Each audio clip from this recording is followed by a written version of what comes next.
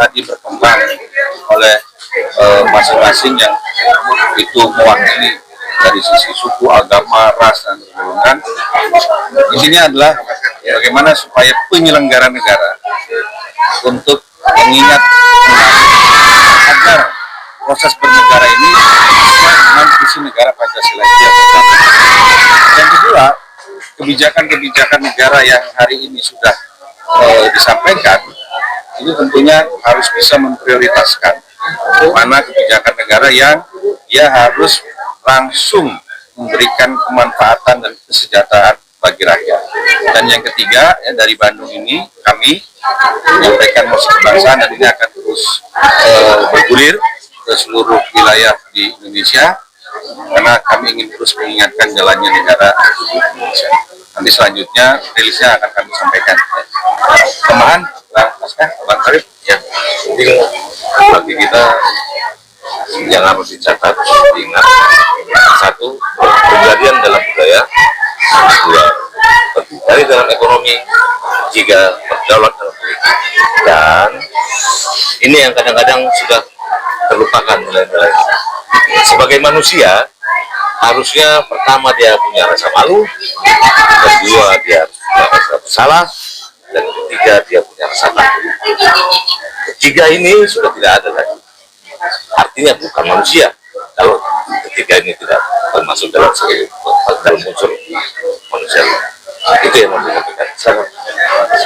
Ya, saya kira paling penting itu bicara tentang konstitusi.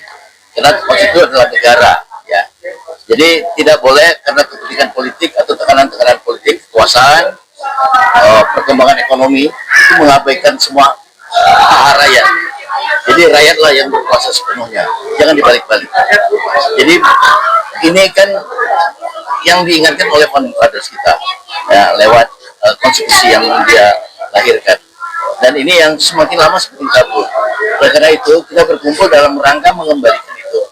Ya, mungkin langkah lanjutnya kita harus berdialog dengan siapapun pihak yang menjadi pemeran negara ini. Partai saya kira juga harus diperbaiki. Budaya partai juga harus dibangun. Berpartai tidak berbudaya, ya fasisme. Kekuasaan tidak berbudaya, ya fasisme. Ya. Ekonomi yang tidak berbudaya juga ekonomi yang barbar. Ya.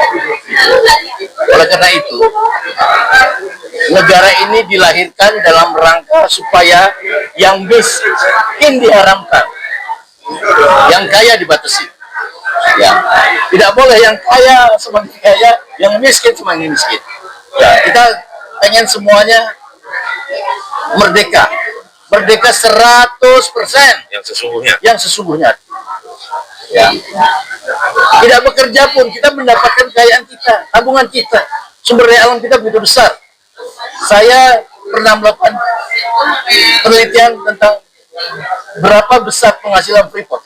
Baru satu Freeport. Untuk APBN, untuk APBD setiap daerah itu bisa dicukupi oleh satu Freeport saja. Tapi kemana itu hasilnya? Belum yang lain-lain. Ada Newmont, ada Total, ada ratusan perusahaan asing.